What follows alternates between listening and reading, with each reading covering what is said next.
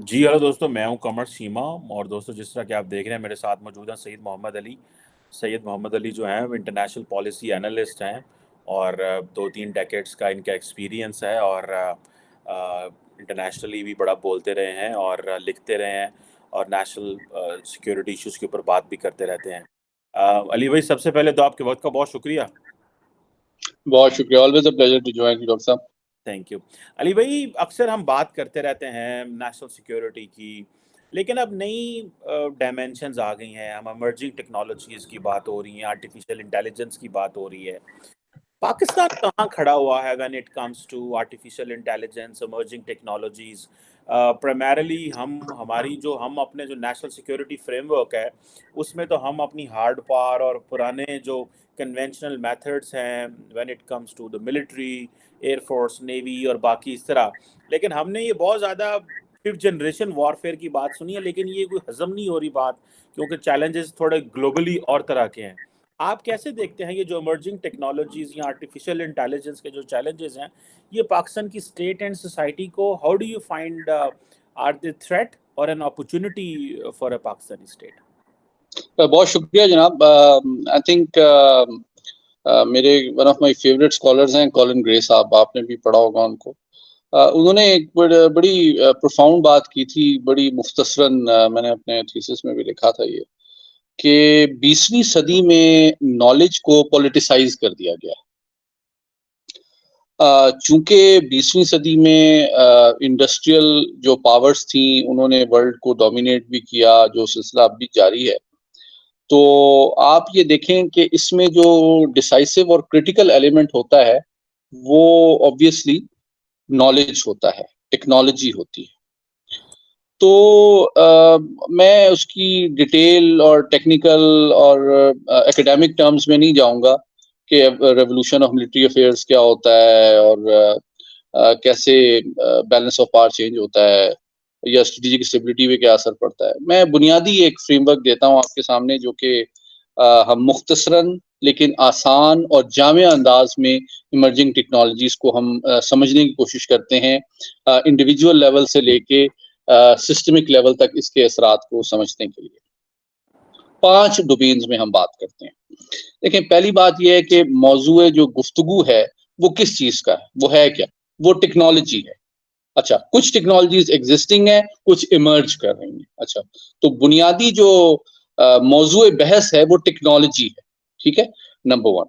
تو پہلا پہلو اس کا ٹیکنالوجیکل ہے۔ دوسرا پہلو اس کا آبویسلی جیو پولیٹیکل ہو سکتا ہے، جو کہ پلے آؤٹ ہو رہا ہے انٹرنیشنل پالیٹکس میں، انٹرنیشنل ڈپلومسی میں۔ اس کے ڈفرینٹ فورمز ہیں، کانفرنس آن ڈس آرمامنٹ ہے، یونائٹڈ نیشنز ہے، بہت سارے انٹرنیشنل لیڈنگ تھنک ٹینکس وغیرہ میں بھی یہ بات ہو رہی ہے، ٹریک 1 پہ، ٹریک 1.5، ٹریک 2 پہ۔ تیسرا پہلو جو ہے اس کا معاشی ہے، کیونکہ آبویسلی جب ایک ملک کی کوئی انڈسٹری نئی اور ایک کمپیٹیٹو ایج ایکوائر کر لیتی ہے اور اس کو اپنے ریاست کے اسٹریٹجک ایڈوانٹیج میں یا اپنے اکنامک اور انڈسٹریل ایڈوانٹیج میں کنورٹ کرتی ہے، تو آبویسلی وہ دوسری کمپیٹیٹو انڈسٹریز کو یا تو متروک کر دیتی ہے، یا جس طرح آپ دیکھتے ہیں کہ نوکیا ایک زمانے میں ورلڈ ڈومینیٹنگ فرم تھی، اب اس کا کوئی نام بھی نہیں سنتا، اور جیسے ہی یہ اسمارٹ فون آیا تو پرانے فون غائب ہو گئے۔ تو جس طرح ریولوشن ملٹری افیئرز آتا ہے، اسی طرح میں سمجھتا ہوں کہ انڈسٹریل ریولوشن بھی آتا ہے۔ جیسے جیسے ٹیکنالوجی ایوالو ہوتی ہے تو وہ پرانی ٹیکنالوجی کو نہ صرف متروک کر دیتی ہے بلکہ اس کو اکنامکلی بھی بینکرپٹ کر دیتی ہے۔ یہ اس کا تیسرا پہلو ہے۔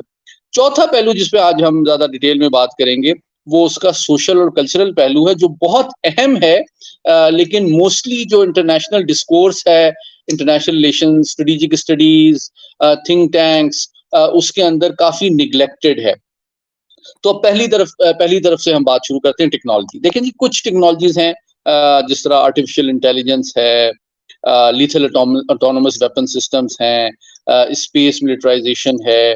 یہ وہ ٹیکنالوجیز ہیں جو کہ تمام ڈومینس آف ملٹری ٹیکنالوجی پہ اثر انداز ہو رہی ہیں، ان کی اسٹریٹجی، ٹیکٹرکس، ڈاکٹرنس، پوسچرز ان پہ اثر انداز ہو رہی ہیں، اور نہ صرف کتنی گہرے انداز میں اثر انداز ہو رہی ہے، مختصراً اور جامع بات کرنے کی کوشش کر رہا ہوں میں، وہ جو مختلف افواج ہیں ان کے فورس پوسچر، ان کی ٹریننگ فلسفی، ان کے موبلائزیشن پلانز، آپریشنل پلان کی تمام چیزیں ریویو کی جا رہی ہیں۔ ایک کوئک ایگزامپل دے کے میں اگلے پہلو پہ آؤں گا۔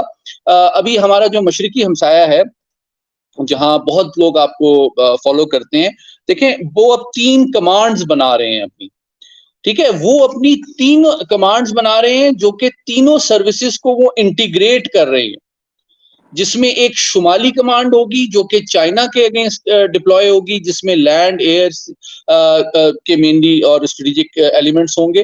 اسی طرح ایک ویسٹرن کمانڈ ہوگی جو کہ پاکستان کے اگینسٹ ڈپلوائڈ ہوگی، جس میں لینڈ ایئر سی تینوں کے ایلیمنٹس ہوں گے، اور پھر ایک صدر کمانڈ ہوگی جو کہ میری ٹائم اور تمام انڈین اوشن ریجن کے حوالے سے ہوگی۔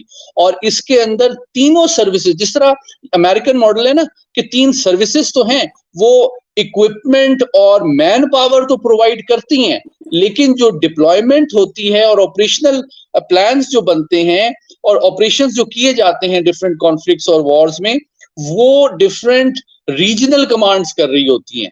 جس طرح سینٹرل کمانڈ سے مراد وہ ہے جو کہ پاکستان سے لے کے مڈل ایسٹ کا سارا ریجن اس میں شامل ہے۔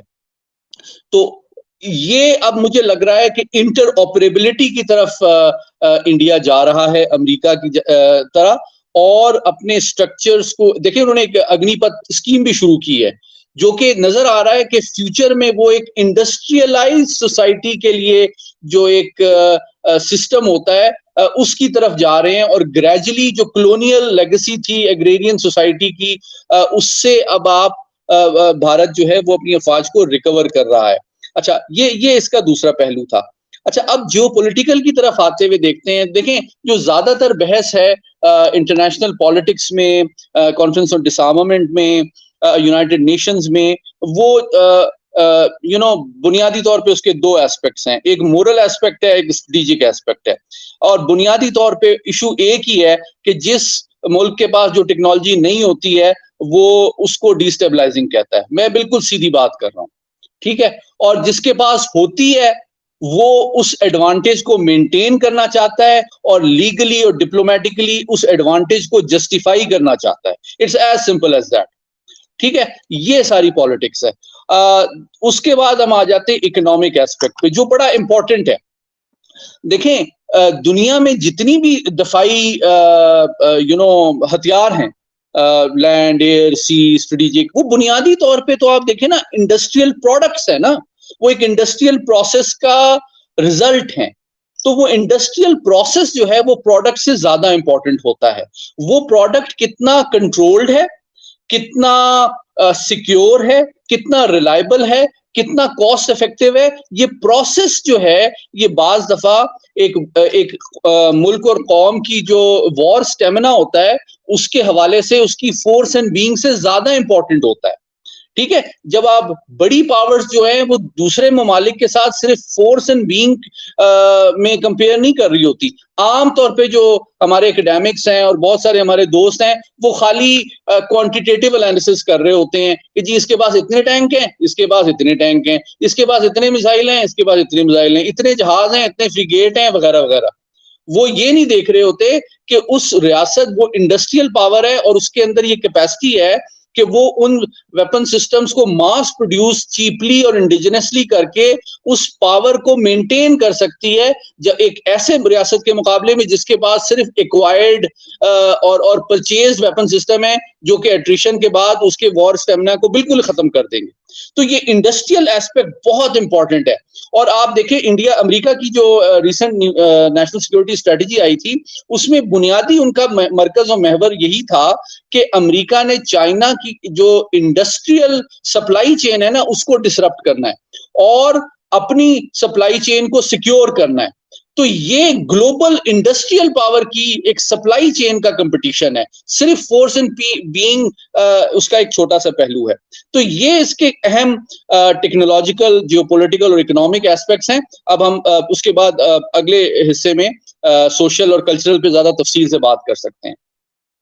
ڈاکٹر صاحب یہ پھر علی بھائی یہ بتائیے پھر کہ یہ جو سوشل اینڈ کلچرل امپیکٹ ہے ہمارے معاشرے میں, اس کو کیسے آپ دیکھتے ہیں کہ یہ ہمارا معاشرہ تو ابھی اس طرح ایوالو بھی نہیں ہو سکا, ہمارا سوشل کانٹریکٹ بڑا کمزور ہو گیا ہے. آج سے 10 سال پہلے چیزیں ہماری اور تھی, آج ہم نے ایک دیکھا فار ایگزامپل, اس سے لنک تو نہیں بنتا لیکن بنتا بھی ہے کہ وہاں پہ کوئی 400 پاکستانی جو ہے وہ کشتی میں ڈوب گئے. لوگوں کا جو اعتماد ہے ریاست کے اوپر, اسٹیٹ کے اوپر, اس کے پروسیسز کے اوپر کمزور ہو رہا ہے. تو یہ جو ایمرجنگ ٹیکنالوجیز ہیں یہ کیسے پاکستان کے جو یوتھ اینڈ پاپولیشن کے اوپر اثر انداز ہو سکتے ہیں, اور اس کے لیے ہمارے پاس کیا, ہم نے اپنے لوگوں کو کیسے بچانا ہے؟ ہم تو ابھی فار ایگزامپل یہ سوشل میڈیا کے آن سلاٹ سے مشکل سے ہم بریس اپ نہیں کر رہے, تو یہ جو ہے اس کو سوشل لیول پہ ہم کیسے کاؤنٹر کریں؟ بہت اہم سوال ہے, اور آئی تھنک کہ میں کوشش کروں گا کہ اس بہت ہی انٹرسٹنگ اور نئے موضوع کے ساتھ انصاف کر سکوں. دیکھیں, اس کے 3 پہلوؤں پہ مختصراً بات کی جا سکتی ہے. پہلی بات وہیں سے میں جہاں پہ میں نے چھوڑا تھا وہاں سے سلسلہ منسلک کروں گا بات کا, کہ دیکھیں جو انڈسٹریل پاورز ہیں وہ صرف ان کے یہاں فیکٹریاں نہیں لگی ہوئی, بلکہ انڈسٹریل پروسیس ہوتا کیا ہے, ایک انڈسٹریلائز سوسائٹی میں ہو رہا ہوتا ہے. اچھا, انڈسٹریلائز سوسائٹی کون سی ہوتی ہے؟ انڈسٹریلائز سوسائٹی ڈاکٹر صاحب وہ سوسائٹی ہوتی ہے جس میں ایک اوریجنل اور انٹرسٹنگ آئیڈیا کو ایک افورڈیبل, ریلائبل اور سیکیور پروسیس سے گزار کے ایک کمپیٹیٹیو, یوزفل, سیلیبل پروڈکٹ یا سروس میں کنورٹ کیا جا رہا ہوتا ہے.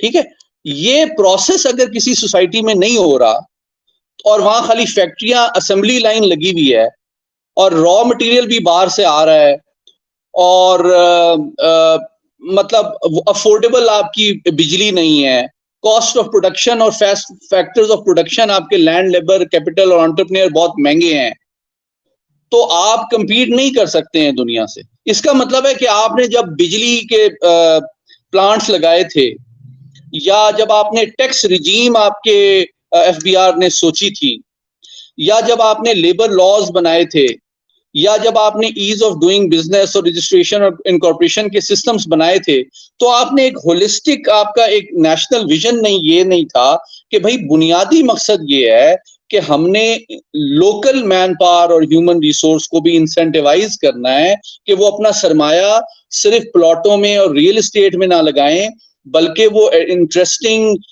وینچرز میں لگائیں جس کے ذریعے سے ہم کوئی چیز ایکسپورٹ کر سکیں. ٹھیک ہے, اور ساتھ ہی ساتھ ہم اس کو اتنا, اس پروسیس کو انٹرسٹنگ, سیکیور اور اٹریکٹیو بنا دیں اور ریلائبل بنا دیں کہ باہر کی دنیا کے لوگ بھی, اس لیے نہیں کہ وہ آپ سے کوئی ہمدردی رکھتے ہیں یا ان کی فیملی یہاں بیٹھی ہوئی ہے, بلکہ اپنے ذاتی اور انڈسٹریل مفاد میں آپ کے یہاں کے انویسٹ کریں, کیونکہ آپ کے یہاں ایز آف ڈوئنگ بزنس یا کنڈیشنز بہت زیادہ اچھی ہیں. تو اگر آپ نے وہ ایکو سسٹم نہیں بنایا ہے جس میں نالج, فیکٹرز آف پروڈکشن کا سیکیور, ریلائبل اور افورڈیبل ہونا, ایز آف ڈوئنگ بزنس ہونا, یہ ساری چیزوں کو جب تک آپ انشور نہیں کریں گے, تو صرف ایک فیکٹری لگا دینے سے یا ایک پروڈکٹ کو اسمبل کر لینے سے آپ انڈسٹریلائز پاور نہیں بن جاتے. اچھا, یہ میں نے کافی تفصیلی ایک بیک گراؤنڈ لے ڈاؤن کیا ہے before I come to the social and cultural aspect. اس کی وجہ یہ ہے کہ جو انڈسٹریلائز پاورز ہیں ان کا معاشرہ ہی مختلف ہوتا ہے, ان کی ویلیوز ڈفرینٹ ہوتی ہیں, ان کا ایجوکیشن سسٹم ڈفرینٹ ہوتا ہے, ان کے فیملی سٹرکچرز کی جو ریلیشن شپ ہوتی ہے نا اس کے افراد کی, وہ آپس میں ڈفرینٹ ہوتی ہے. آپ نے بڑا امپورٹنٹ ورڈ یوز کیا, سوشل کانٹریکٹ. جو سوشل کانٹریکٹ کی نوعیت ہوتی ہے ریاست اور ریاست کے شہری کی, وہ بھی فرق ہوتی ہے. تو یہ ایک ڈفرینٹ سسٹم ہے, یہ ایک گریجول ایوولوشنری پروسیس ہے. اور آپ دیکھ رہے ہیں ریسنٹلی ایک بہت ایک پلیزنٹ ہمارے لیے لیسن ہے, ہمارے جو عرب دوست اور بھائی ہیں, جو کہ دیکھیں سوشل سٹرکچر ان کا ٹرائبل ہی ہے, لیکن ساتھ ہی ساتھ وہ ٹرائبل سٹرکچر کو برقرار رکھتے ہوئے وہ سوسائٹی کو لبرلائز کر رہے ہیں, ماڈرنائز کر رہے ہیں. وہ اپنے ذہنوں کو اور بازاروں کو اور فیکٹریوں کو کھول رہے ہیں کہ باہر سے آئیڈیاز بھی آئیں، باہر سے نالج بھی آئے، باہر سے لیبر بھی آئے، باہر سے انویسٹمنٹ بھی آئے. تو ہمیں ان سے بھی یہ سبق سیکھنے کی ضرورت ہے. اب coming specifically to the point of emerging technology, دیکھیے اس کی بہت سگنیفیکنٹ امپلیکیشنز ہیں آپ کے کلچر کے لیے، آپ کے ویلیو سسٹم یا آئیڈیالوجی کے لیے، اور آپ کے سوشل سسٹم کے لیے. دیکھیے ابھی 2-3 بڑے انٹرسٹنگ واقعات ہوئے، آپ نے بھی فالو کیا ہوگا. ابھی جرمنی میں ایک چرچ میں جو ماس ہوتا ہے سنڈے کا، وہ چیٹ جی پی ٹی کے ذریعے سے ڈیلیور کیا گیا. ٹھیک ہے. اچھا، اسی طرح آپ دیکھیں کہ کچھ لیکچرز جو ہیں اب امریکہ کی یونیورسٹیز میں چیٹ جی پی ٹی کے ذریعے سے دیے جا رہے ہیں. اور ریسنٹلی آپ نے دیکھا کہ ایک خبر آئی ہے، رائٹرز صفحہ اول کی نیوز سروس ہے برطانیہ کی، اس نے پرسوں رپورٹ کیا ہے کہ جو جینیٹک انجینئرنگ ہے وہ اس سطح پہ پہنچ چکی ہے کہ اب ایک یعنی کہ ایک آرٹیفیشل ایمبریو کو ڈیولپ کر لیا گیا ہے. تو آپ دیکھیں یہ ایمرجنگ ٹیکنالوجی خالی آپ کے کلچر کو نہیں اثر انداز ہو رہی، وہ آپ کی بایولوجی کو اثر انداز ہوگی، وہ آپ کے کلچر کو، آپ کے ویلیو سسٹم کو اثر انداز ہوگی. دیکھیں آپ ایک پروفیسر ہیں، ایک یونیورسٹی میں پڑھاتے ہیں، میں کئی جگہ پہ پڑھانے کا کام کرتا ہوں اور ساتھ میں کچھ لکھنے لکھانے کا بھی کام کرتا ہوں. آپ یہ سوچیں کہ آپ کے پاس جتنا نالج ہے ڈاکٹر صاحب انٹرنیشنل ریلیشنز کا، آپ کیا چیٹ جی پی ٹی سے مقابلہ کر سکتے ہیں کہ اگر آپ نے ایک کورس پڑھانا ہے، for example I R since 1945، آپ ایک کورس آؤٹ لائن مانگ لیں چیٹ جی پی ٹی سے، آپ خود اپنی جتنی بھی محنت کریں گے وہ دنیا کے سارے ریسرچ ڈیٹا بیسز سے کلیکٹ کر کے جو بنا کے دے گا، وہ کیا انسان ایک انفرادی سطح پہ اس کا تجربہ، اس کا ٹیمپرامنٹ، اس کی انرجی میچ کر سکتی ہے اس کو؟ اچھا، اسی طرح اور بہت سارے پروفیشن ہیں، صرف ٹیچنگ نہیں ہے، میڈیسن ہے. ٹھیک ہے، میڈیکل پروفیشن کو دیکھیں، لیگل پروفیشن کو دیکھیں. آپ حیران ہوں گے کہ ایک ایسا چند دنوں پہلے ایک سروس ایک جگہ پہ شروع کی گئی جس میں میرج کاؤنسلنگ کی جو ایڈوائز ہے وہ personalise ChatGPT دے رہا ہے. ٹھیک ہے. تو اب میں کہنا کیا چاہتا ہوں اس پوری اتنی زیادہ مثالیں دینے کے بعد، 2 باتیں. نمبر 1، انسان وہ اسپیشی ہے جس نے جو ترقی کی ہے، اس اسپیشی نے آج تک غاروں سے لے کے آج تک جب وہ مریخ تک پہنچ گیا ہے، وہ نالج کو مونوپلائز کیا ہے. یہ وہ واحد اسپیشی ہے، نالج کو کریٹ بھی کیا ہے اور مونوپلائز بھی کیا ہے.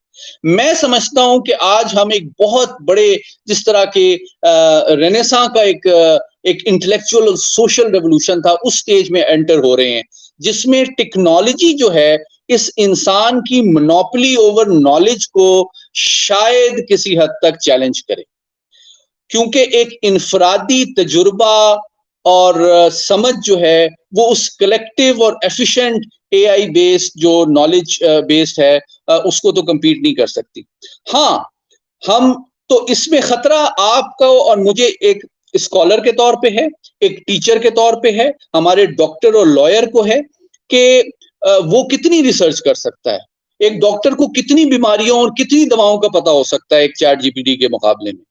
تو جہاں پہ میموری پہ ہم ریلائی کرتے ہیں، جہاں پہ ہم انفرادی تجربے پہ ریلائی کرتے ہیں اپنے کیریئر کے لیے، اپنے منی میکنگ، اپنے ریونیو کے لیے، اپنی پروفیٹیبلٹی کے لیے، وہاں پہ میں سمجھتا ہوں کہ یہ ہماری جو لیزی عادت ہے ان پروفیشنز میں میموری اور ایکسپیرینس پہ ریلائی کر کے ریونیو جنریٹ کرنے کی اور انکم جنریٹ کرنے کی، مجھے لگتا ہے کہ انسانیت کو اس سے نکلنا پڑے گا.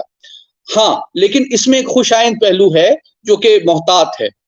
وہ یہ ہے کہ دیکھیں، میں پر امید ہوں کہ وہ ایسپیکٹس انسان کے جو فائنر ایسپیکٹس ہیں، جو اسپرچول ایسپیکٹ ہے، آئیڈینٹی کا ایسپیکٹ ہے، کلچر کا ہے، آرٹ کا ہے، فلسفی کا ہے، میوزک کا ہے، فنون لطیفہ کا ہے، وہ ایسپیکٹس ہیں جس میں شاید انسان ابھی بھی مشین یا آرٹیفیشل انٹیلیجنس کے مقابلے میں ایک انٹرسٹنگ اوریجنل کام کر سکے. لیکن جہاں پہ آپ ڈیٹا مائننگ کر کے ایکسپیرینس اور انفارمیشن اور لٹریچر ریویو کو پروڈیوس کر کے ایک حل پیش کرتے ہیں. اور مجھے کہنے دیجیے مطلب جہاں پہ ہمارے ہسٹوریکل اور ریلیجس اسٹڈیز کے اسکالرز فتویٰ دیتے ہیں فار ایگزامپل, جو کہ ایک اکیڈیمک انٹرپریٹیشن ہے ہسٹوریکل ریویو آف قرآن اور حدیث کی, تو کیا ایک انسان اس سے میچ کر سکے گا؟ تو یہ ایک بہت کرٹیکل اور انٹرسٹنگ سوالات ہیں جو کہ میں سمجھتا ہوں ڈیزرو کرتے ہیں ٹائملی, ان ایموشنل اور سیریس ریویو کہ آرٹیفیشل انٹیلیجنس ان پرٹیکولر اور ایمرجنگ ٹیکنالوجیز ہماری سوسائٹی, ہمارے کلچر, ہماری آئیڈیالوجی کے لیے اس کا کیا مطلب ہے. یہ اسلامک آئیڈیالوجی کونسل میں بھی بحث ہونی چاہیے. ہماری سائنس اینڈ ٹیکنالوجی کی جو اسٹینڈنگ کمیٹی ہے نیشنل اسمبلی اور سینٹ میں, اس میں بھی بحث ہونی چاہیے. ہمارے تھنک ٹینکس میں بھی بحث ہونی چاہیے. اور کیونکہ زیادہ تر جو بحث ہے وہ ٹیکنالوجیکل, اسٹریٹجک اور اکنامک ایسپیکٹ پہ ہے, اس کے مورل, سوشل اور کلچرل ایسپیکٹ کو ہم بالکل ایروڈ کر رہے ہیں. دیکھیے میری بیٹی نے آج مجھے ایک ٹک ٹاک کی ویڈیو بھیجی اور وہ اس سے بہت ریلیونٹ ہے ڈاکٹر صاحب. اس نے کہا کہ دیکھیں آج کے جو والدین کے لیے چیلنج ہے وہ یہ ہے کہ انٹرنیٹ پہ جتنا مواد موجود ہے نا ڈاکٹر صاحب, کسی بھی سبجیکٹ کے اوپر, کیا آپ ایز اے پیرنٹ اپنی اولاد کو, اپنے بچوں کو اس سے زیادہ انٹرسٹنگ, اس سے زیادہ کنونسنگ, اس سے زیادہ انفارمیٹیو مواد یا آرگومنٹ یا سبسٹنس پرووائڈ کر سکتے ہیں؟ اور اگر آپ نہیں کر سکتے تو ایز اے پیرنٹ آپ کا مورل آرگومنٹ کیا ہے کہ آپ کے بچے آپ کی بات مانے بجائے کہ چیٹ جی پی ٹی کی بات نہ مانے, صرف اس لیے کہ آپ بڑے ہیں اور وہ آپ پہ فائنینشلی ڈیپینڈنٹ ہے. بالکل, یہ تو بڑا انٹرسٹنگ کوشچن ہے کہ آپ کو ایک انٹرسٹنگ پیرنٹ بننا ہے, آپ کو ایک جو اویلیبل ٹیکنالوجیز ہیں اس سے بہتر انگیج کرنا ہے اپنے بچوں کو. ادروائز یہ کہہ دینا ہے کہ جی کیونکہ مورلی آپ کی جاب ہے کہ آپ اپنے والدین کی عزت کریں اور فائنینشلی آپ ڈپینڈنٹ ہے تو بس ٹھیک ہے آپ سر جھکا کے رکھیں, یہ تو کوئی بات نہ ہوئی. بالکل اس میں تو بڑا وزن ہے ڈاکٹر صاحب. بلکہ ایک چھوٹی سی ایک اور ایگزامپل دیتا چلوں آپ کو, میں اپنے گھر کی بات بتا رہا ہوں. دیکھیں میری 15 سال کی بیٹی ہے اور آپ یقین کریں کہ اگر اس کو اسکول میں کوئی مسئلہ ہو, مثال کے طور پہ کوئی چیز اس کو لیکچر ٹیچر کا کوئی سمجھ نہیں آیا, تو آپ یقین کریں کہ اس کو بالکل ضرورت نہیں ہے, آئی فیل نیگلیکٹڈ ایز اے فادر, کہ وہ میرے سے آ کے پوچھے.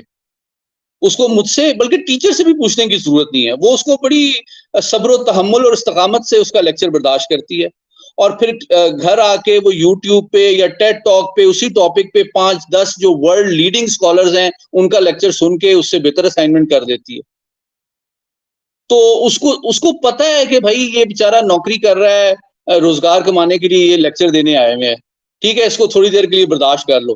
گھر جا کے میں 10 ٹیڈ ٹاک سنوں گی جو کہ اس سے زیادہ انٹرسٹنگ اور سمپل مجھے سمجھا دے گا, تو بس ٹھیک ہے.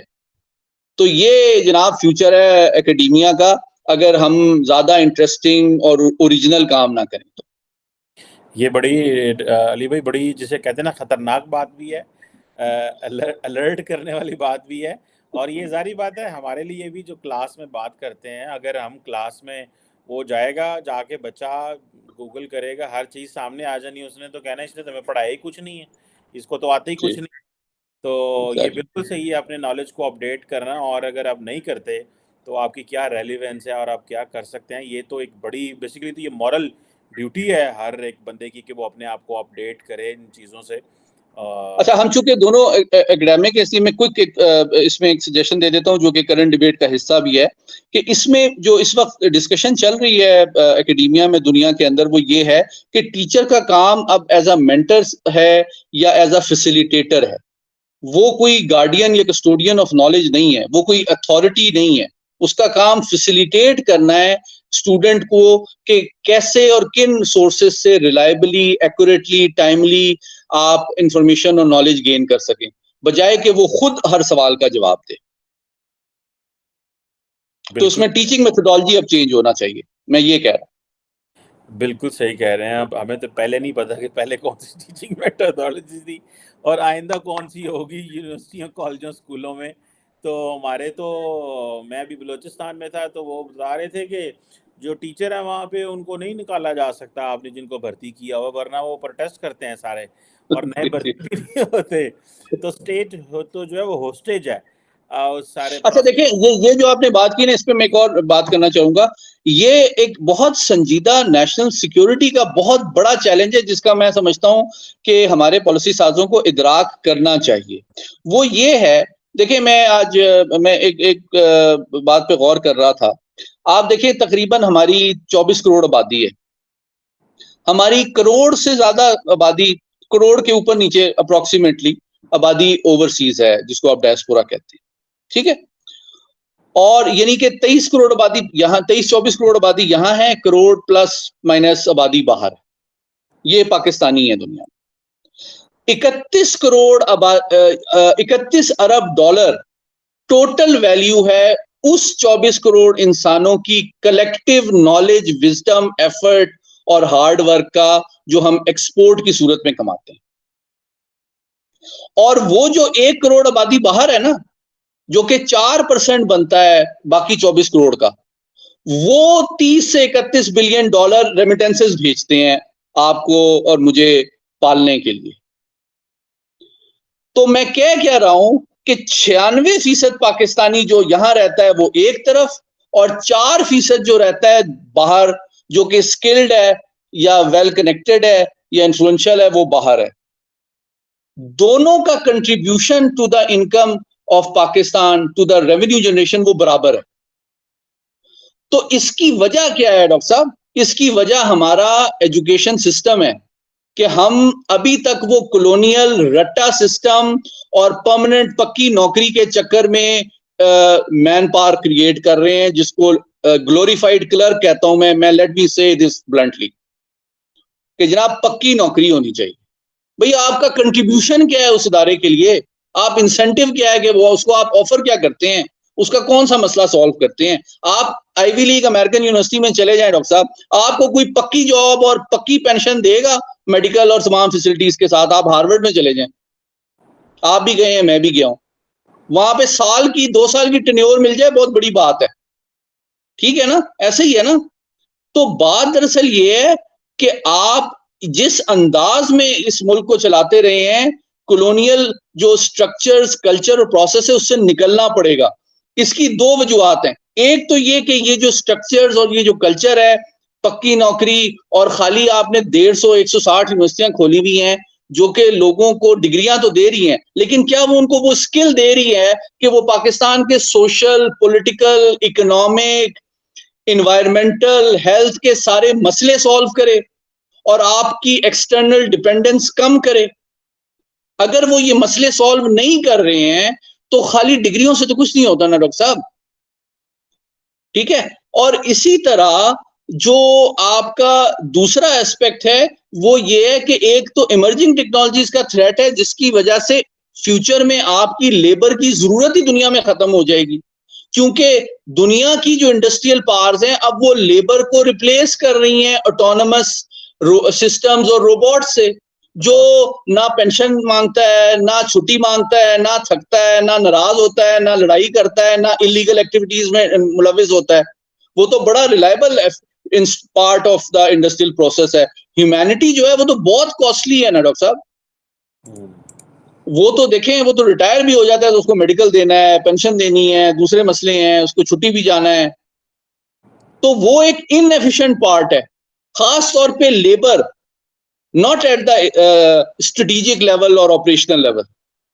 تو ہم نے ابھی تک کیا کیا ہے؟ ہم نے 50 سال میں جو لیبر ایکسپورٹ کی ہے نا مڈل ایسٹ کو اور دوسرے ممالک کو, جو ٹیکسی چلا رہے ہیں, جو دوسری جگہ پہ ٹیک اویز میں کام کرتے ہیں دوسرے, یہ لوگ جب بے روزگار ہو جائیں گے, یا ہم جو 40 لاکھ انسانوں کا ہر سال پاکستان کی آبادی میں اضافہ کر رہے ہیں, ان کو وہ ایجوکیشن سسٹم جب تک نہیں دے گئے, جب تک اس کو ریفارم نہیں کریں گے, ان میں وہ سکلز نہیں آئیں گے کہ وہ اپنے لیے خود روزگار کے مواقع تلاش کریں اور مسئلے سالو کریں کسی سیٹ اپ کے, اس وقت تک دنیا ان کو نہ روزگار دے گی، نہ وہ اپنے ٹائم اور ایفرٹ کو ریونیو میں، ویلتھ میں کنورٹ کر سکیں گے، اور اس کے بغیر آپ کا ٹیکس نیٹ بھی وائڈن نہیں ہوگا، اس کے بغیر آپ کی ایکسپورٹ بھی نہیں بڑھے گی۔ تو آخری بات یہ میں سمجھتا ہوں کہ پاکستان کی نیشنل سیکیورٹی کا جو سب سے بڑا مسئلہ ہے وہ آپ کا ایجوکیشن سسٹم ہے۔ اس کی وجہ یہ ہے کہ وہ اس کوالٹی کی ہیومن ریسورس جب تک نہیں پیدا کرتا جو کہ آپ کے ملک کے ٹریڈیشنل اور نان ٹریڈیشنل سیکیورٹی کے مسئلے جب تک حل نہیں کرتے اپنے ریسورسز سے، اس وقت تک آپ ایک سیکیور اور اسٹیبل اور پراسپرس ریاست خالی ایکسٹرنل ٹیمپرری اکنامک ریلیف اور بیل آؤٹ سے نہیں چلا سکتے۔ بالکل صحیح کہا، یہ بڑی آپ نے پارٹنگ شاٹ بڑی زبردست کی ہے کہ ہمیں یہ اپنا سارے کا سارا جو اکیڈیمک انوائرمنٹ ہے اور ایجوکیشن سسٹم ہے، یہ ہمارے لیے نیشنل سیکیورٹی رسک بنتا جا رہا ہے اگر ہم جو ہمارے جو ایمرجنگ چیلنجز ہیں ان کے ساتھ بریس اپ نہیں کرتے۔ تو یہ تو ڈاکٹر صاحب علی بھائی یہ بڑا جیسے کہتے ہیں نا فوکس کرنا پڑے گا اس کے اوپر، یہ انویسٹمنٹ ہے فیوچر کے اوپر۔ یہ میں ایسے ایک دن کسی سے بات کر رہا تھا، یہ ایسا ہی ہے کہ آپ اگر آپ کے ہاں ایک بچہ پیدا ہوا، آپ نے اس کے اوپر 25 سال انویسٹمنٹ کی in terms of his mental health, physical health, education میں، اور 22-25 سال بعد پڑھ کے وہ مارکیٹ میں گیا تو اس نے ایک اچھے سے کنٹریبیوٹ کرنا شروع کیا معاشرے میں، اور وہ معاشرے کو بھی دیتا ہے اینڈ فیملی کو بھی واپس سے ایک اچھا انسان بن کے دیتا ہے، یا خاتون یا جس طرح بھی۔ تو اسی طرح ایک نیشن کے لیے بھی ہے، یہ بہت لمبی چوڑی انویسٹمنٹس کرنی پڑتی ہیں، دیٹس ہاؤ پھر آپ جو ہے وہ آگے کی طرف جاتے ہیں۔ Thank you very much Syed Muhammad Ali sahab, it's always pleasure talking to you, and بڑی انالیٹیکل اور جسے کہتے ہیں نا سیر حاصل گفتگو تھی، جسے وہ کہتا ہوں کہ ساڑیاں جڑیاں ہیں نا تسی ہلانڈے اور ستے لوکاں نو، لیٹ سی کوئی کون کون جاگتا ہے یہ سن کے۔ اور sir it's an honour, always a pleasure doctor sahab, and بہت شکریہ آپ نے موقع دیا، and always a great pleasure, thank you so much.